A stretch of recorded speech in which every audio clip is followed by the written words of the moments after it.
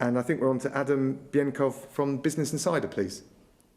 This is a question both to the First Secretary of State and to the scientific and medical advisors. More than 11,000 people have died now in UK hospitals after contracting the coronavirus.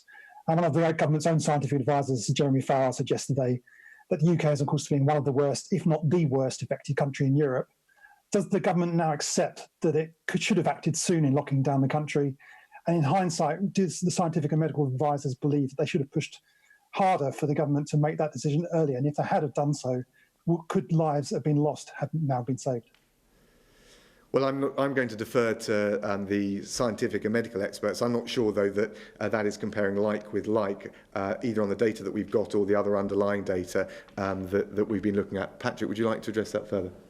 The aim all along, and clearly Sir Jeremy Farrar has been part of the group, has been to get the numbers down, make sure that we keep the numbers below NHS capacity, and ensure, therefore, that the NHS can function. And that has been an absolute aim in this.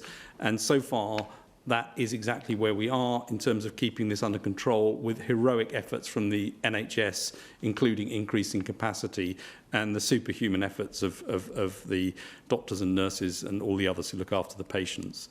The direct comparison around things, I think we need to wait and see how things evolve. There's a long way to go yet in this disease. It's still a new disease. It still hasn't spread everywhere across the world. It still hasn't actually been allowed to be released from places that have got locked down. So I think we've got a lot yet to see in terms of where this ends up.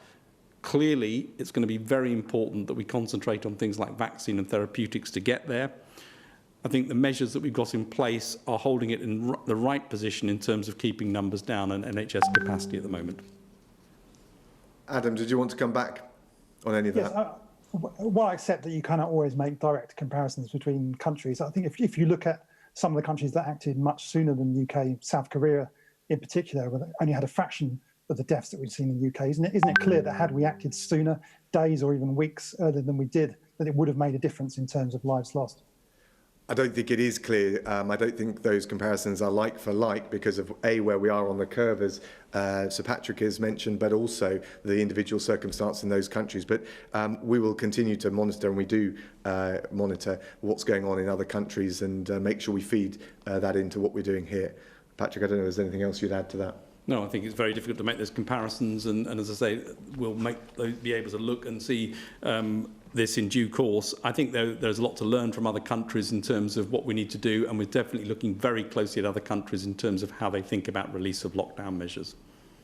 Thanks, Adam. Thank you all very much. And that brings to